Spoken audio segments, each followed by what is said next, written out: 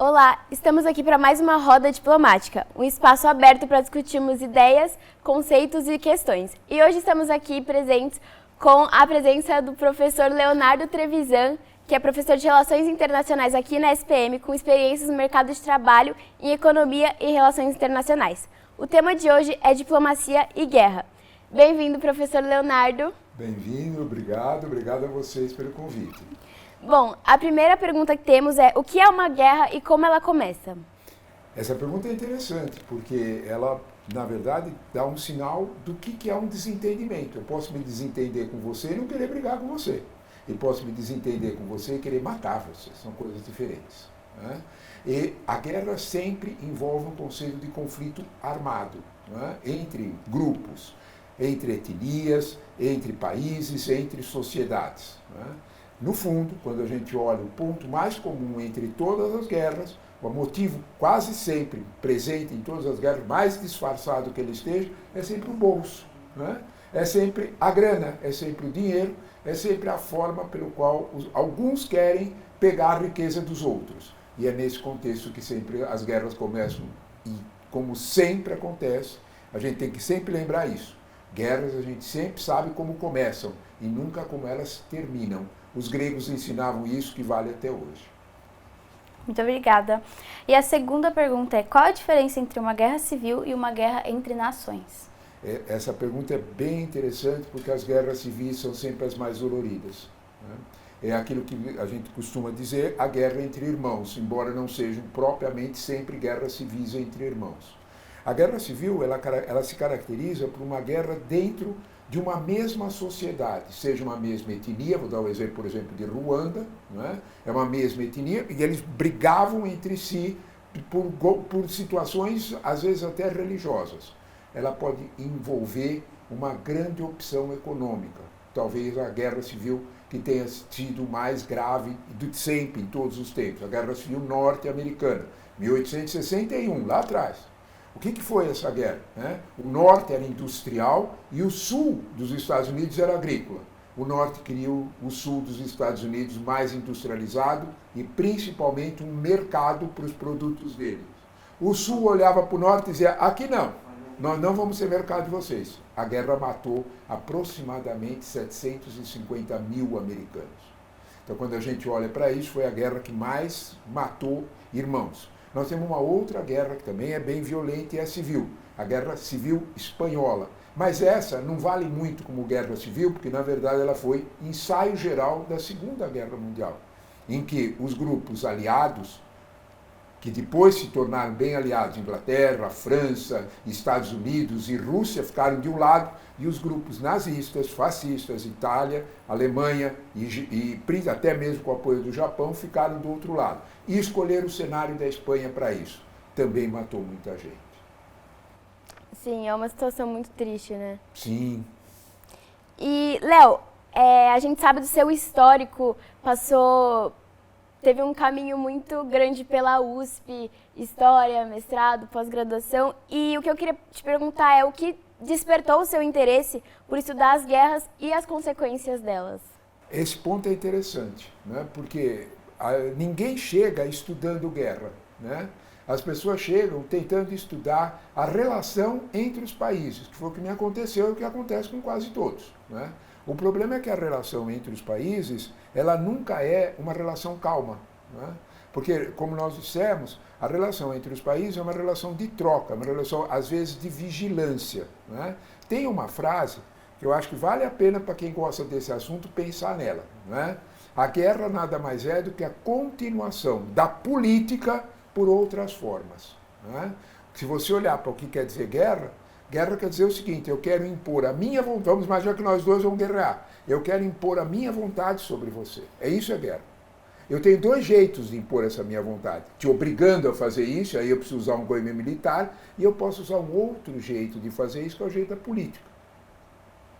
Eu comecei estudando política e descobri que a política não era o único meio, né? De alguma forma existia também a guerra, que, como você disse, é a parte mais dolorosa, porque ela geralmente mata principalmente aqueles que não estão em combate, os civis. Sim. E a gente queria saber também como essas guerras, esses conflitos influenciam a identidade cultural e a narrativa histórica do país. Ah, essa pergunta é legal, porque das guerras a gente sempre guarda a linguagem do vencedor. Quem ganha a guerra não ganha só a guerra, ganha a narrativa sobre a guerra. Né? Nós nunca vimos o cinema alemão fazendo uma grande, vamos dizer, narrativa da Alemanha na Segunda Guerra Mundial. Motivo, eles perderam. Mas nós vemos o cinema americano fazer uma bela de uma narrativa sobre a Segunda Guerra Mundial, porque eles ganharam. O vitorioso não fica só com a vitória da guerra e a vitória econômica. Ele fica principalmente com a vitória da imagem. E, normalmente, guerras não são coisas delicadas para nenhum dos lados. Nem o que ganha, nem o que perde. Só que o que ganha ficou com a história para ele contar. E nós sabemos que as organizações internacionais como a ONU, elas têm um papel importantíssimo na prevenção de guerras e mediação de conflitos. Eu queria te perguntar, o que são esses papéis? Esse é o ponto. A ONU foi criada em 1946, né? Aliás, por um brasileiro que deu o início da ONU, Oswaldo Aranha, a primeira sessão, por isso o Brasil sempre abre a Assembleia da ONU, para a ideia de prolongar a paz, para a ideia de que você faria um encontro entre os países para que eles discutissem o lado político e não o lado da guerra. Não deu muito certo. O que nós vimos é que a ONU teve alguma força enquanto existiu uma coisa chamada Guerra Fria. Né? O que quer dizer Guerra Fria? É a guerra em que as pessoas combatem sem ir direto para o choque. Estados Unidos e Rússia. Motivo, os dois tinham armamento nuclear.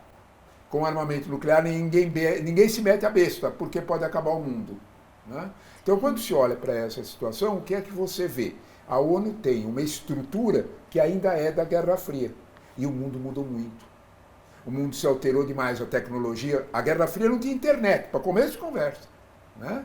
E a realidade se altera inteira. E a ONU, como várias outras instituições, ficou meio que parada no tempo anterior. Esse é o maior problema. Talvez, como vários países indicam, a ONU precisa de uma reforma, a ONU precisa de uma reforma efetivamente para acompanhar as mudanças do mundo. E para ser eficiente, para impedir guerras. Professor, a ONU não consegue impedir guerras? Basta ver a Ucrânia, basta ver Gaza, basta ver o Oriente Médio. Não consegue, portanto, seu objetivo não está sendo alcançado.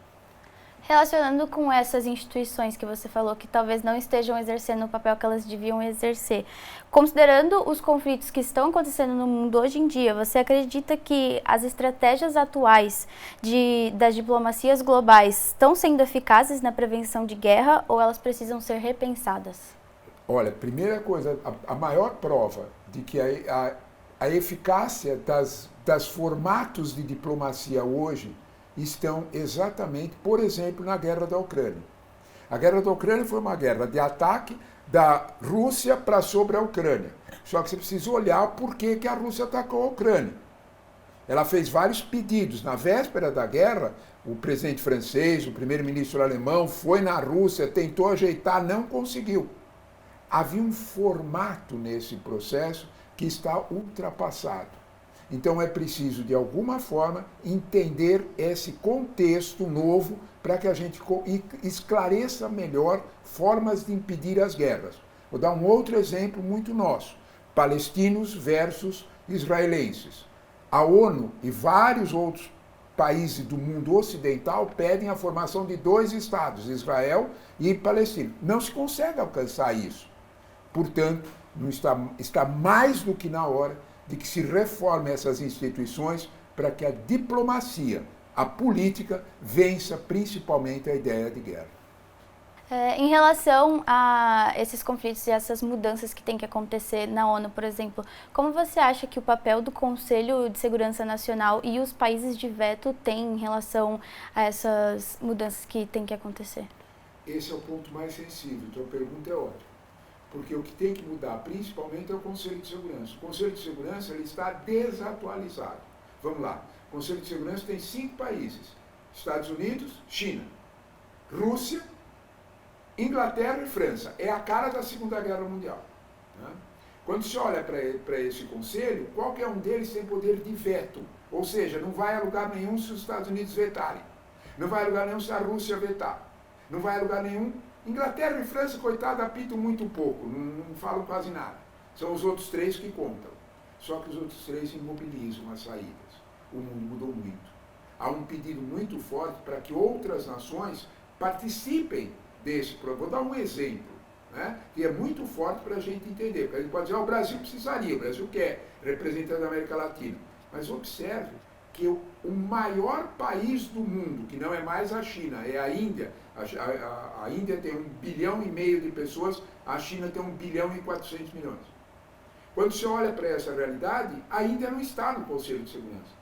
Você olha para os dois PIBs mais ricos depois dos dois grandões, Estados Unidos e China, Alemanha e Japão, não está. Fora os países novos, que são muito fortes, Indonésia, Arábia Saudita, pensa petróleo.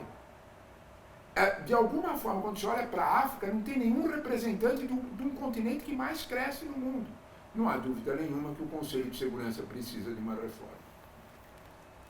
O tema diplomacia e guerra é de extrema importância para todo mundo. Então, professor, queremos te agradecer muito pela sua presença, por ajudar a equipe a entender um pouquinho mais sobre isso e parabéns pelas respostas que foram bem esclarecedoras. Eu que agradeço o convite de vocês e principalmente eu agradeço as boas perguntas, que só tem boa resposta e tem boa pergunta, e elas foram muito boas. Muito obrigado. Obrigada, professor.